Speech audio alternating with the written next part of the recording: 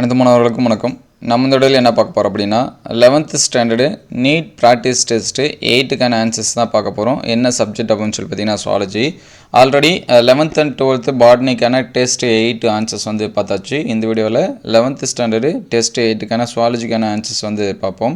அதுக்கு முன்னாடி நீங்கள் என்ன நம்ம சேனலை சப்ஸ்கிரைப் பண்ணால் பார்த்துட்டு சப்ஸ்கிரைப் பண்ணுறேங்க. ஆல்ரெடி நம்ம வந்து டெஸ்ட்டு 1லேருந்து 7க்கான ஆன்சர்ஸ் எல்லா சப்ஜெக்ட்டுக்குமே அப்லோட் பண்ணியிருக்கோம். நீட்டுக்காக இருந்தாலும் சரி, ஜேஇக்காக இருந்தாலும் சரி, ரெண்டுக்குமே நம்ம வந்து டெஸ்ட்டுக்கான கொஷின் பேப்பர் ப்ளஸ் வந்து ஆன்சர்ஸ் எல்லாமே அப்லோட் பண்ணியிருக்கோம். டெஸ்ட்டு 8க்கும் ஆல்ரெடி கொஷின்ஸ் இது எல்லாமே அப்லோட் பண்ணியிருக்கோம். நீங்கள் அந்த வீடியோஸ் எல்லாமே பார்க்கல அப்படின்னா ப்ளேலிஸ்ட்டில் நீட் பயாலஜி அப்படின்னு சொல்லிட்டுருக்கோம், அதை செக் பண்ணி பாருங்கள். நான் கீழே டிஸ்கிரிப்ஷனில் லிங்க்கில் தரேன், அதில் கிளிக் பண்ணி கூட நீங்கள் வந்து செக் பண்ணி பார்த்துக்கலாம். அதே போல் 11th அண்ட் 12th பாட்னிக்கான ஆன்சர்ஸ் வந்து பார்த்தாச்சு. அது அந்த வீடியோஸை பார்க்கணுனாலும் பார்த்துருங்க. இந்த வீடியோவில் 11th சுவாலஜிக்கான ஆன்சர்ஸ் வந்து என்னென்ன கொடுத்துருக்காங்க அப்படின்னு சொல்லிட்டு பார்ப்போம். நம்ம ஒவ்வொரு எக்ஸாம்ஸ் வந்து முடிஞ்ச பிறகும் ஃபைனல் ஆன்சர்ஸ் கீயும் அப்லோட் பண்ணுறோம். கவர்மெண்ட் அஃபிஷியலாக விடக்கூடிய ஆன்சர்ஸ் கீ அதையுமே நீங்கள் வந்து பாருங்கள். ஏதாவது சேஞ்சஸ் இருந்துச்சுன்னா அதை கமெண்ட் பாக்ஸில் கமெண்ட் பண்ணுங்கள். ஏன்னா நம்ம ஃபஸ்ட்டு அப்லோட் பண்ணுறது எல்லாமே டென்டேட்டிவ் கீஸு. மோஸ்ட்லி அதில் வந்து சேஞ்சஸ் ஆகிறதுக்கு வாய்ப்பு இருக்காது. ஒரு சில கொஷின்ஸ் எல்லாமே பார்த்திங்கன்னா நமக்கு மிஸ்டேக் ஆப்ஷன்ஸில் வந்து ஏதாவது மிஸ்டேக் இந்த மாதிரி வந்துச்சு அப்படின்னா அவங்களே வந்து கொஷின்ஸுக்கு என்ன ஆன்சர்ஸ் அப்படின்னு தெளிவாக சொல்லியிருப்பாங்க. அது சப்போஸ் வந்து மாறி இருந்துச்சுன்னா அது என்ன மாறி இருக்குது அப்படின்னு சொல்லிட்டு சொல்லியிருப்பாங்க. அதனால் நீங்கள் வந்து நம்ம சேனலில் சப்ஸ்கிரைப் பண்ணிவிட்டு பாருங்கள். ஒவ்வொரு எக்ஸாம்ஸ் முடிஞ்ச பிறகும் நம்ம ஆன்சர்ஸ்க்கு வந்து அப்லோட் பண்ணுவோம். அதையும் நீங்கள் வந்து செக் பண்ணி பார்த்துக்கலாம். ஒரு லைக் பண்ணாமல் பார்த்தீங்கன்னா ஒரு லைக் பண்ணுறேங்க. இதில் ஃபஸ்ட்டு கொஷின் பார்ப்போம். பயாலஜியில் first 46. A large proportion of oxygen remains unused in the human blood even after uptake by the body tissues.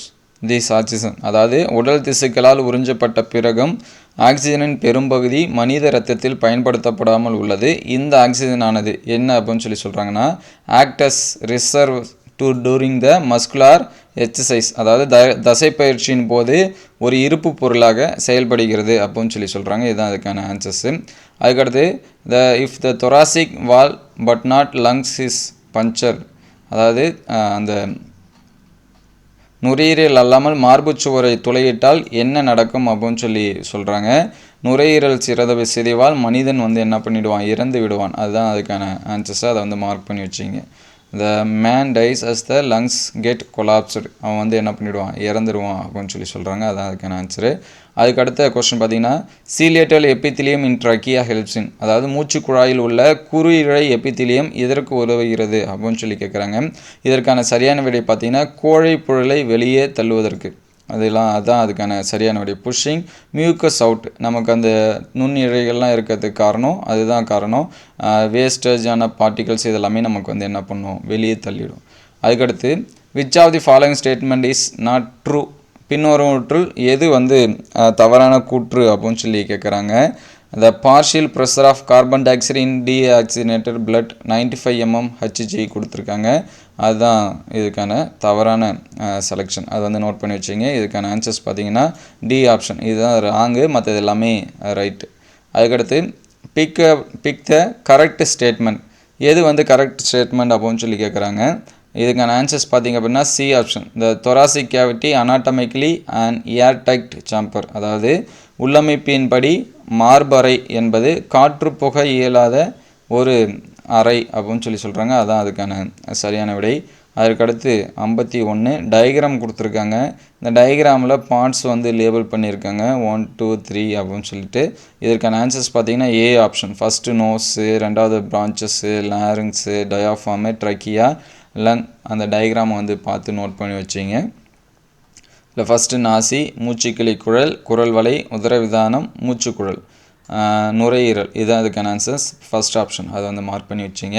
அதுக்கடுத்து 52 conducting part of respiratory system extend from, அதாவது சுவாச மண்டலத்தில் கடத்தும் பகுதி எதுலேருந்து எது வரைக்கும் அப்படின்னு சொல்லி கேட்குறாங்க. எக்ஸ்டர்னல் நாஸ்ட்ரில் டு டெர்மினல் பிரான்ச்சியோல், அதாவது வெளிப்புற நாசி முதல் மூச்சுக்குழல் மூச்சுக்கிளை நுண்குழல் முடிவடையும் வரை, அது வரைக்கும் நம்ம வந்து அந்த சுவாச மண்டலம் பகுதி வந்து இருக்குது அப்படின்னு சொல்லி சொல்கிறாங்க. அதை நோட் பண்ணி வச்சுங்க. சி ஆப்ஷன் அதுக்கு. அதுக்கடுத்து 53 in humans which among this is not steps in respiration, அதாவது கீழ்கண்டவற்றில் எது மனிதர்கள் நடைபெறும் சுவாச நிகழ்ச்சியின் படிநிலை இல்லை அப்படின்னு சொல்கிறாங்க. இதுக்கு last option uptake of carbon dioxide by the cells for various activity அப்படின்னு சொல்கிறாங்க. இங்கே வந்து அதாவது செல்கள் பல செயல்களை செய்ய கார்பன் டை ஆக்சைடு எடுத்துக்கொள்கின்றன அப்படின்னு சொல்கிறாங்க. இது வந்து தவறு. ஏன்னா கார்பன் டை ஆக்சைடு வந்து அவுட்டரில் ரிலீஸ் பண்ணும். ஆக்சிஜன்ஸ் தான் மெட்டபாலிக் ஆக்டிவிட்டி இதுக்கு எல்லாமே நம்ம என்ன பண்ணிக்கோம் எடுத்துக்கோம். அதனால் இது வந்து தவறு. இங்கே வந்து என்ன கேட்டிருக்காங்க அப்படின்னா எது இல்லை அப்படின்னு கேட்டிருக்காங்க. இந்த டி ஆப்ஷன் அது வந்து இல்லை, அதை நோட் பண்ணி வச்சுங்க. அதுக்கடுத்து 54 which structure of human similar to spiral of cockroach, அதாவது மனிதனின் எந்த அமைப்பு கரப்பாம்பூச்சியின் ஸ்பைரால்களை ஒத்து காணப்படுகிறது அப்படின்னு சொல்கிறாங்க. இதுக்கான ஆன்சர்ஸ் பார்த்தீங்கன்னா நாஸ்ட்ரில், நாசி அப்படின்னு இருக்கும். அதை வந்து மார்க் பண்ணி வச்சுங்க. அதுக்கடுத்து டூரிங் எக்ஸ்பிரேஷன் நடக்கிறப்ப என்ன நடக்கும் அப்படின்னு கேட்குறாங்க.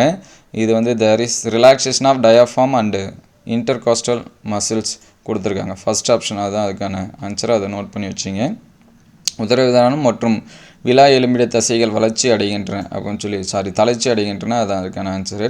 அதுக்கடுத்து normal breathing rate in humans, மனிதனின் இயல்பான சுவாச விகிதம். இது வந்து ஒரு நிமிடத்திற்கு 12 to 20 வரும். அதை வந்து மார்க் பண்ணி வச்சுங்க. 12 per minute அப்படின்னு கொடுத்துருக்காங்க. 12 to 20 அப்படின்னு கொடுத்துருந்தாங்க. அதை வந்து மார்க் பண்ணி வச்சிங்க.